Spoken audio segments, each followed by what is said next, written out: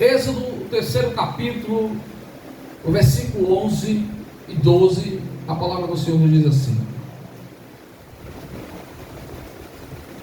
Moisés, porém, respondeu a Deus: quem sou eu para apresentar-me ao faraó e tirar os israelitas do Egito? Deus afirmou: eu estarei com você. Esta é a prova de que eu sou eu quem o envio. Quando você tirar o povo do Egito, vocês prestarão culto a Deus neste monte. Espírito Santo, aplique a tua palavra em nossos corações. Continue falando conosco, Pai, em nome de Jesus. Amém. Nós sabemos que Moisés foi um dos homens mais usados por Deus na face dessa terra. É um homem que a Bíblia descreve como quem falou com Deus face a face. É um homem que certa vez tocou nas águas e o mar vermelho se abriu ao rio. É um homem que foi usado por Deus para guiar o povo pelo caminho do deserto até Canaã. Foi usado por Deus para tirar o povo das mãos de Faraó. Mas esse homem, quando chamado por Deus, ele disse: quem sou eu diante de Faraó? Quando você encontra homens valentes e corajosos, destemidos, que estão dispostos a enfrentar até a morte, os perigos da vida, por amor ao Evangelho, saiba que esta força, essa coragem e essa ousadia não vem deles. Alguns anos atrás, eu era tão medroso, irmão, que quando um gato mexia nas telhas, eu ligava para o meu pai, para minha mãe, e dizia: tem alguém tentando entrar aqui em casa. E muitas vezes, de madrugada, os meus pais foram na minha casa, porque pensavam que eu estava sendo assaltado, pensavam que alguém estava invadindo a minha casa. Muitas vezes eu liguei para a polícia. Eu não podia ouvir o barulho nas telhas. Eu lembro que muitas vezes, quando eu chegava em casa, eu ligava para uma escota, para o rapaz que faz a ronda motorizada. Todas as vezes quando eu chegava, eu ligava para ele. E quando eu saía, eu pedia também que ele viesse fazer a minha escota. Eu era um homem amedrontado, tinha medo da minha própria sombra. Eu era um covarde, isso não faz muito tempo. E Deus me moldou de uma tal maneira, irmão, que hoje eu já passei por determinadas circunstâncias que, se porventura eu falasse aqui para você, você diria: rapaz, esse homem é doido, ele não tem juízo não.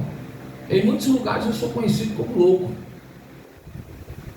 pessoa insana, porque alguém que tinha medo até de gatos mexendo nas telhas se tornou especialista em entrar nas bocas de fumo com homens fortemente armados e pregar e anunciar o Evangelho para eles.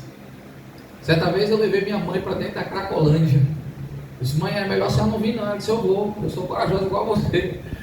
E quando ela chegou lá, ela viu um desmantelo tão grande. Ela disse: meu filho, eu vou ficar aqui dentro do carro. Mas não demora muito não, porque é bem capaz de eles levarem o carro aqui na cabeça. E eu entrei para dentro daquela boca de fumo por amor a uma alma. Estava ali naquela situação deplorável. E essa foi a minha rotina, e tem sido durante muitos e muitos anos. Aí as pessoas dizem: mas pastor, eu admiro o senhor, porque o senhor não tem medo de nada. O senhor evangeliza esse povo de alta periculosidade, o senhor tem tantas ameaças de morte, não está nem preocupado, dorme tranquilo. Irmão, pensa um homem que dorme tranquilo, que vive tranquilo. Mas a assim não é a minha vida. Agora o Espírito Santo do Senhor me capacitou para cumprir a missão que Ele me designou. Glória a Deus. Então quando eu olho para esse texto, eu vejo Moisés temendo também a Faraó, dizendo: quem sou eu?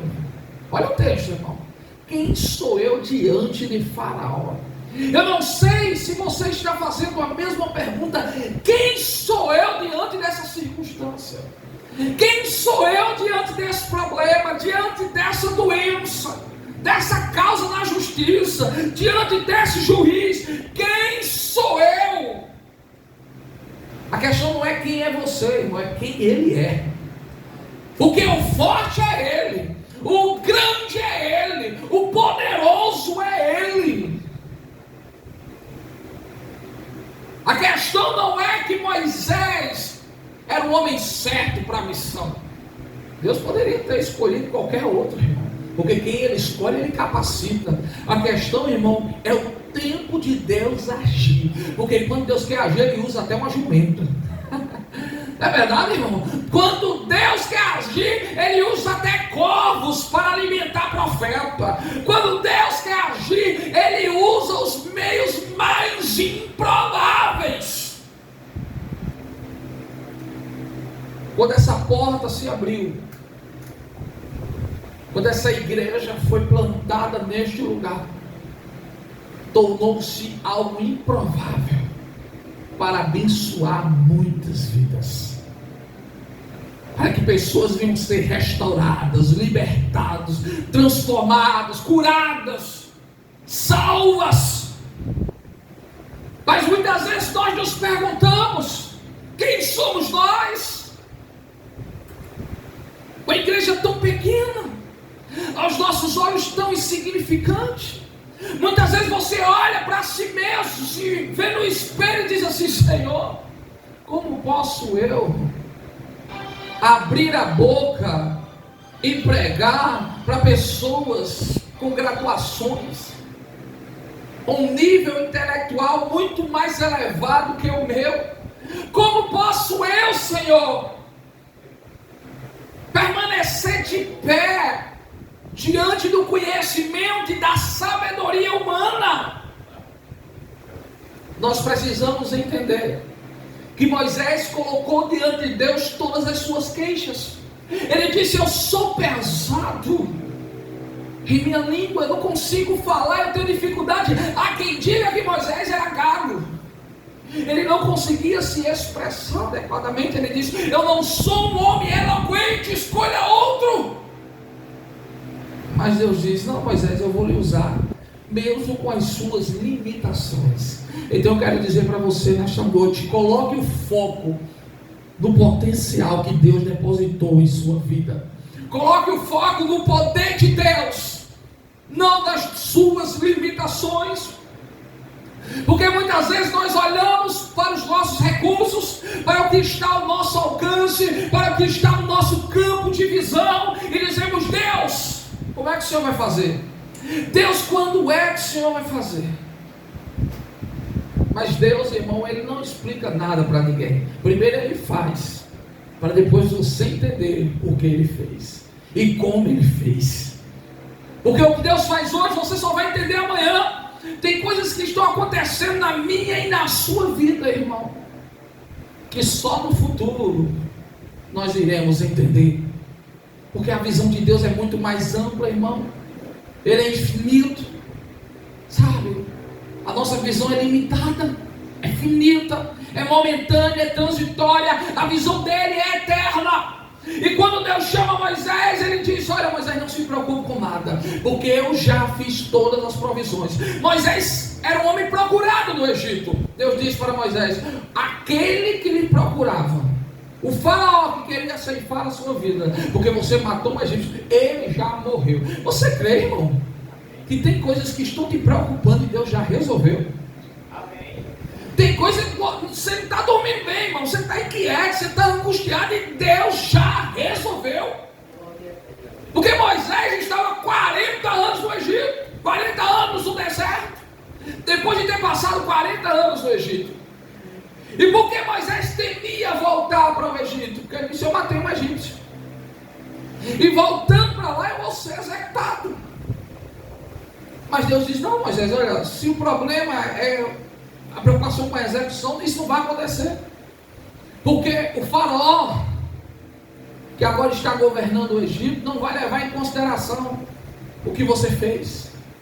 Moisés, se você está preocupado em se comunicar, eu já fiz a provisão também. O teu irmão Arão vai falar no teu lugar. Aí Moisés continua dizendo: mas Deus, ninguém vai acreditar em mim. Então Deus diz: joga a vara no chão, Moisés. Moisés joga o cajado. E a Bíblia diz que ele se torna uma serpente. E Deus diz: pegue o cajado pela cauda. Deus diz a Moisés: coloque a mão no peito, ou dentro da sua roupa. E quando ele coloca a mão, se torna leprosa. Ele diz: coloque novamente. Se não acreditarem no primeiro sinal, vão acreditar no segundo. Mas Moisés, se porventura não acreditarem no primeiro sinal, no segundo, você vai transformar as águas em sangue. E Deus começa a dizer a Moisés o que é que ele vai fazer. E o interessante, irmão, é que antes de Moisés começar a missão, Deus já diz a Moisés: Moisés, você vai falar, mas Faraó não vai te ouvir. Eu vou endurecer o coração de Faraó. Vocês vão sair do Egito, Moisés, de cabeça erguida.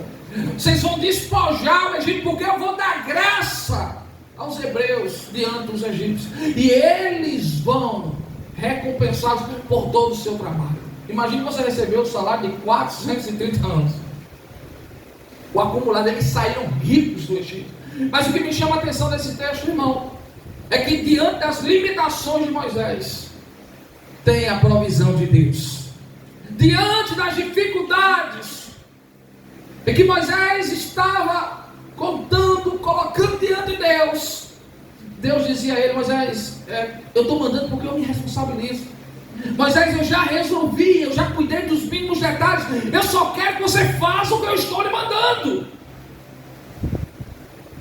Parece algo muito simples, mas ontem eu saí de casa e eu disse à minha mãe: mãe, eu vou resolver algumas questões e eu não sei se eu volto. Provavelmente eu não vou conseguir voltar. Mas choque sem saber. Ela perguntou para mim: o que é que você vai resolver? Eu digo: eu vou começar resolvendo isso, mas eu não sei, eu não vou parar. Eu sei que Deus vai resolver algumas questões hoje. Resultado, irmão, o que Deus me fez resolver ontem não estava na minha agenda, mas eu precisava que se resolvesse. E se você ver a forma que ele usou, sabe, irmão, é muito bom ser guiado pelo GPS de Deus. Sabe quando Deus diz: vai por aqui, faz isso aqui, fala isso, e aí a situação se resolve e você diz assim: mas eu nem esperava. Mas só em você ser sensível à voz de Deus, ele te dá a vitória. Porque, irmão, o que fez Moisés ser um grande líder é porque ele ouvia Deus. Você vê que ele passa 40 dias no monte, orando, conversando com Deus. Você sabe qual é o nosso problema, irmão? É que ao invés de conversar com Deus, ao invés de ouvir a Deus, nós ficamos inquietos, amargurados, angustiados, depressivos. Mas, irmão, escuta Deus. Muitas vezes ele não vai contar para você tudo que ele vai fazer e como ele vai fazer, mas ele vai começar a te dar uma revelação gradativa. Ele vai dizer: faz isso, age dessa maneira, tome essa atitude. Mas quando você toma uma atitude, ele começa a se revelar e revelar o seu propósito, os seus desígnios, os seus planos. E então você entende que ele tem algo grande para fazer na sua vida. E só o fato de você ser sensível e ouvir a voz dele é o suficiente para que ele use você para ser a solução do problema que você tanto almeja.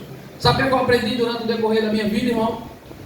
Que você é a chave, você é a solução para todos os problemas que te perturbam, para todos os problemas que lhe angustiam. Está aqui a minha esposa.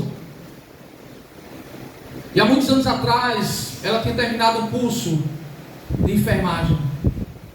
E ela disse assim: Diego, ninguém me contrata. Eu já tentei através de todas as minhas amigas, mas sabe, Diego, não tem vaga. Eu olhei para ela e disse: minha filha, nossa parte nós iremos fazer, e Deus vai fazer a dele. Mas o que nós podemos fazer, Ele não vai fazer. Eu imprimi 100 currículos, irmão, e saímos distribuindo em todos os lugares. Chegou um momento que eu entrei pela porta da minha casa e minha esposa estava em total desespero. Nesse dia ela chorava, mas ela chorava de soluçava. E ela disse: Diego, até quando eu vou distribuir currículos? E naquele momento, irmão, eu olhei dentro dos olhos dela e disse: você vai ser contratada hoje. Mas não fui eu, irmão, foi Deus que ministrou meu coração e disse que ela seria contratada. Eu disse: coloca a sua melhor roupa, que você hoje vai conversar com a sua patroa. Resultado, irmão, ela colocou, se adornou, ela disse: eu creio. Você está dizendo, você ouviu Deus, eu creio que Deus vai abrir a porta.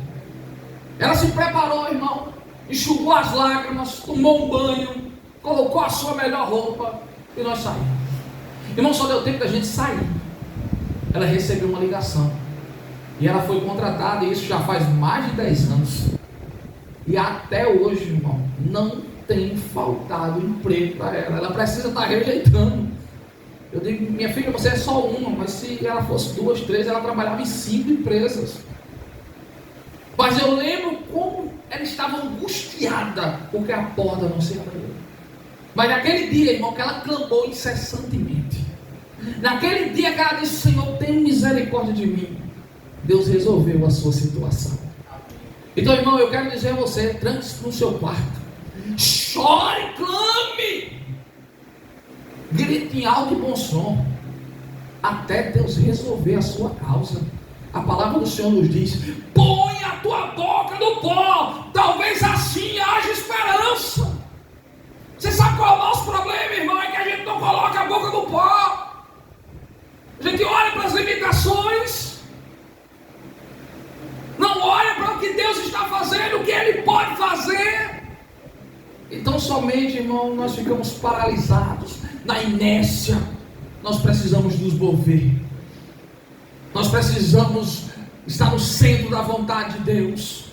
Nós precisamos deixar de correr atrás das bênçãos e precisamos orar para que Deus comece a enviar as bênçãos para nos encontrar, porque é o que a palavra diz: você será abençoado. É a bênção que vai correr atrás de você. Aonde você colocar a planta dos seus pés, abençoado será. As experiências que eu tive com Deus, irmão, se eu fosse compartilhar hoje com você, soltaria tempo.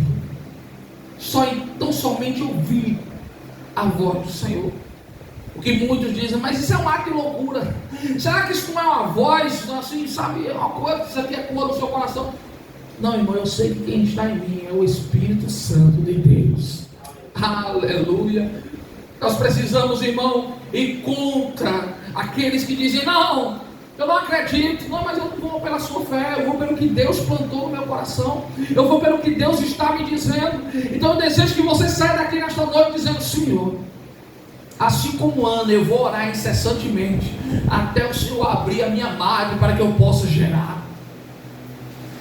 Assim como Jabes, eu vou orar incessantemente para o Senhor mudar a minha história. A Bíblia diz que Jabes era como um dos seus irmãos, até que um dia ele orou e ele se tornou o mais ilustre, o mais honrado.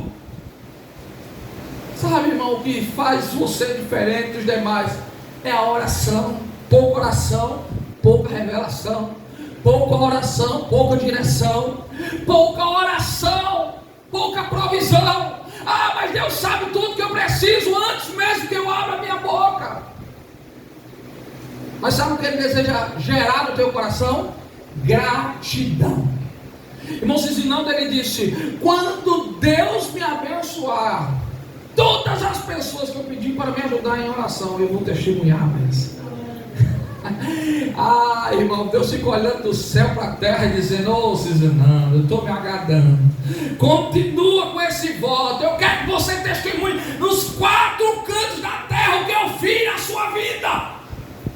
Você sabe, irmão, porque Ele muitas vezes permite que venhamos orar incessantemente. É para termos testemunho, irmão, para que o nome dele seja glorificado. Não é por acaso que Sara, mulher de Abraão, era estéril. Abraão tinha sobre ele uma grande promessa, mas a sua mulher não poderia gerar. Não é por acaso que depois de Deus abrir a máquina de Sara, Sara tem um filho chamado Isaac. Isaac casa com uma mulher chamada Rebeca, que também é estéril. É por acaso, irmão? Não, não é. Aí Isaac ora incessantemente, está na Bíblia. E Deus abre a madre de Rebeca. Aí Rebeca gera um filho, irmão. Aleluia, glória a Deus. Chamado Jacó. Aí Jacó casa com Raquel. Raquel também era estéril. 3 mulheres, esposa de homens que carregavam sobre si uma promessa, mas eram estéreis, não eram férteis. Então, irmão, profetizar sobre o campo que está florescendo, profetizar nas campinas do Jordão é fácil. Até Ló profetizou, ele disse: ali o meu rebanho vai engordar, ali eu vou prosperar. Mas Abraão profetizou foi no deserto, nas impossibilidades. Que Deus te leve a lugares que ninguém acredita, as situações que você, aos seus olhos, diz: eu acredito que não tem como ser resolvida. Profetiza, coloca as tuas mãos. Aleluia. Iniciou este ano. Eu disse à minha esposa hoje, eu disse: minha filha, vou dizer uma coisa, Deus está recompensando Diogo nos primeiros dias desse ano. Sabe, eu estou até com aquela inveja santa. Eu olhando para Diogo, eu disse: Diogo, assim, eu estou até com invejazinha sua, viu, meu filho? Porque Deus está te recompensando por toda a tua dedicação, por todo o teu esforço no reino. E tudo está acontecendo com você. Tudo está correndo como um rio corre para o mar. Todas as bênçãos estão vindo ao seu encontro. Tudo que vem para mim, Deus diz: não é seu, é dele. Aí tudo que vem para Jonathan também, essa não é dele. Tudo Deus tem guiado nessa direção, irmão. Mas por quê? Eu lembro que quando as bênçãos começaram a acontecer, as coisas começaram a dar certo na vida de Diogo, ele olhava para mim e dizia: papai, eu estou tão satisfeito com a minha vida. Papai, está tão bom assim. Se permanecer desse jeito, para mim está bom. Você sabia, irmão, que Deus, ele gosta da nossa satisfação? Porque quem não sabe ser fiel do pouco também nunca será colocado no muito. Essa falta de contentamento, irmão, essa angústia nos transpassando, essa ansiedade. Meu irmão, você tem prazer em fazer algo por um filho que só vive insatisfeito? Você tem prazer, irmão? Sou sincero, eu sou pai, eu não tenho não. Quando eu dou algo ao meu filho, a primeira coisa que eu quero ver é o seu rosto, com um olhar de satisfação, dizendo: papai, como é maravilhoso. Uma irmã chegou para Diogo e disse: Diogo, eu trouxe um presente para você. Qual era o seu sonho? Não era um carrinho de bombeiro? Eu comprei esse carrinho para você. Pegou um carrinho desse tamanho e colocou na mão do Diogo. Mas Diogo pulava e saltava e disse: irmã, muito obrigado por esse carrinho. Ela disse: mas Diogo, é só um carrinho, foi tão baratinho. Ele dizia: mas irmã, a senhora não tinha obrigação nenhuma de me dar esse carro. É um presente, e um presente eu tenho que ser grato. Então minha irmã, eu vou brincar tanto com esse carrinho. Não sabia ele que a irmã tinha comprado um carro grande de bombeiro, um carro até que saía água da mangueira. E ela disse: pastor, olha, é um ser humano, né, irmão? Ela disse: eu quero ver qual é o comportamento de Diogo. Se ele for fiel no pequeno, se ele for grato no pequeno, ele ganha o grande. E Diogo ficou tão feliz, irmão. Ele ficou o culto todinho com esse carrinho assim para lá. Quando terminou o culto, ela disse: Diogo, eu não comprei só esse não, comprei outro. E agora você vai receber o grande.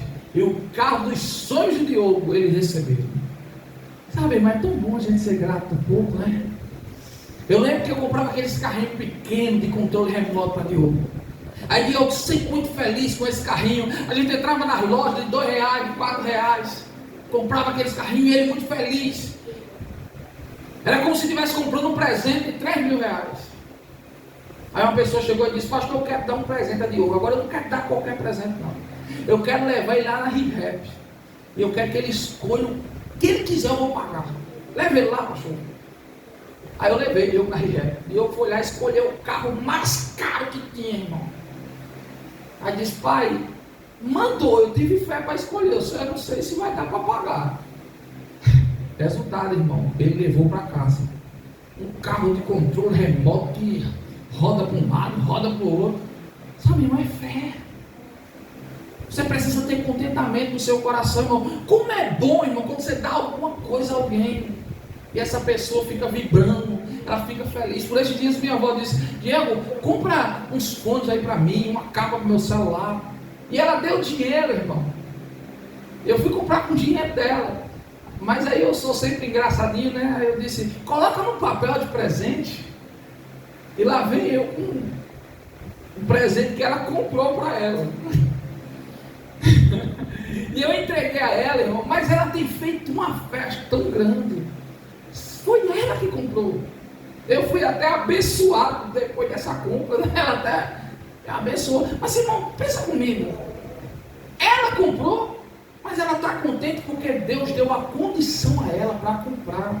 Porque nem sempre a gratidão, irmão, não é pelo que você recebe. Muitas vezes o que você compra. Hoje, irmão, eu sou grato a Deus. Quando eu vou no mercado, eu faço a feira. Eu fico tão feliz, irmão. Tem crente que quando sai do mercado, misericórdia, gastei tudo, e agora? Não, irmão, fica feliz, porque você conseguiu colocar o pão na sua mesa. Sai satisfeito. Tu já viu o crente do mercado, irmão? Já entra revoltado. Eita, agora o arroz está caro demais. Irmão, dá glória a Deus que tu pode comprar o arroz. Não é, irmão? Para de murmuração. Foi cantado hoje aqui. A gente vive murmurando. Ai, meu Deus. Ai, pelo amor de Deus, tenha misericórdia do teu céu, Jesus. A gente vive murmurando por tudo. É insatisfeito por tudo. Eu ia trocar meu carro. Aí eu olhei vários carros. Coloquei uma placa de venda no meu. Aí chegou o rapaz com um montante de dinheiro lá. Isso aqui, ó. Tá aqui o dinheiro. Eu vim comprar seu carro. Pelo preço que eu queria vender. Aí eu disse: aí Deus, vendo? Eu disse: você não está contente com ele. Continue até você ficar contente. Quando você estiver contente com ele, eu lhe dou outro. Você entendeu o mistério, irmão? Se você não consegue ficar contente com o que Deus lhe deu, você não está preparado para Deus levar você para uma próxima etapa. Você não está preparado para ser promovido, para ser guiado em uma nova direção. Esteja contente, irmão. Uma das maiores lições que nós podemos levar durante o decorrer da nossa vida, em nossos corações, é a satisfação e o contentamento. O problema é que a gente olha para a grama do vizinho e sempre é mais verde. Mas a partir de hoje, olhe para quem está do seu lado, olhe para sua esposa e diga: é a melhor esposa do mundo. Tem gente que diz: mas pastor, o senhor vive mentindo. Eu digo: não, para mim, a Janaína não tem esposa melhor não. Mas ela é perfeita? Não, é cheia de falhas, assim como eu. Mas para mim ela é a melhor esposa do mundo. Eu olho para meu filho e digo: não existe menino melhor que esse. É meu filho, irmão. É o que Deus me deu. Então olhe para a sua casa, olhe para o que Deus lhe deu, irmão, e seja grato. Ande satisfeito, irmão. Porque Deus já te deu a condição. Escuta o que eu vou dizer e aqui eu vou encerrar. Deus já te deu a condição, o recurso, os meios, para que tudo que você deseja no seu coração seja realizado. Você crê nisso? Amém. Muitas vezes você está pedindo uma intervenção miraculosa de Deus, aí Deus olha para você e diz assim: mas, sabe, você não consegue falar? Tem Arão, vai falar no teu lugar.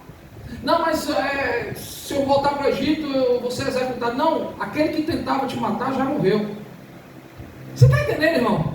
Mas as pessoas não vão acreditar em mim. Não, olha, a cajada aí vai se transformar numa serpente, a tua mão vai ficar leprosa.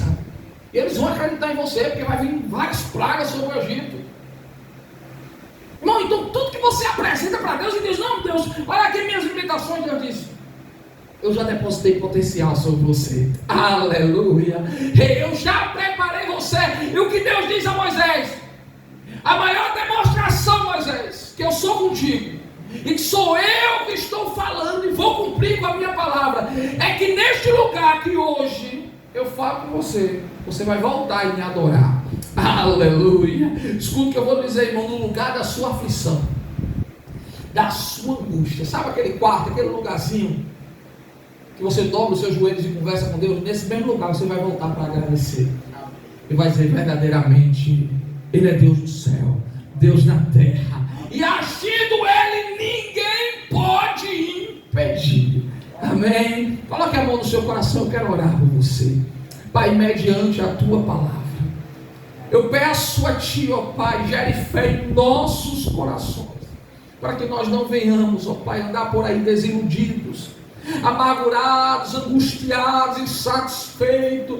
Olha, Pai, eu peço a ti, abra os nossos olhos, para que possamos crer que o Senhor está ao nosso lado, que o Senhor está agindo em nosso favor, e nada pode impedir a realização, a concretização dos teus planos. Eu sei, ó Pai, que estás no controle de todas as coisas. Eu peço a ti, nos livre da incredulidade. Olha, Pai, Moisés mostrou, colocou diante de ti as suas limitações, assim como todos os dias nós colocamos. Olha, Pai, mas tu já nos conhece, o Senhor já tem o nosso manual, ó Pai, foi o Senhor que nos criou, o Senhor conhece as nossas vulnerabilidades, as nossas fraquezas. Então eu peço a ti, estende a tua mão sobre a tua igreja, Pai, aonde tem um crente em total desespero, aonde tem alguém, ó Pai, que está pensando em desistir, aonde tem alguém que está sem força, ó Pai, para prosseguir.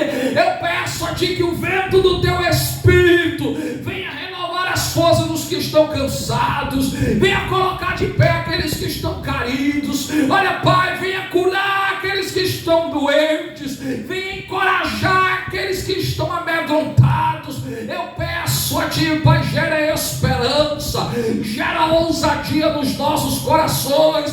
Não permita que Satanás, ó Pai, continue nos manipulando. Olha, Pai, não permita que o diabo, ó Pai, continue nos paralisando, nos impedindo de prosseguirmos, ó Pai. Nos livra do medo, nos livra, ó Pai, da incredulidade, para a glória do teu santo nome. Amém. Olha para o irmão que está do seu lado e diga assim: que Deus derrame sobre a sua vida uma unção de ousadia. Aleluia. Quando Moisés sai com o povo do Egito, irmão, ele diz aos hebreus: os egípcios que vocês viram, nunca mais vocês verão. Se torna um homem forte, destemido. Não é o mesmo Moisés, irmão, que estava ali diante da sarça ardente. Eu não sou o mesmo homem depois de ter tido um encontro com Deus. Depois que Deus se revela a você, irmão, o medroso se torna corajoso, o tímido se torna ousado, o covarde se torna valente. Você crê que Deus está fazendo isso na sua vida hoje, irmão?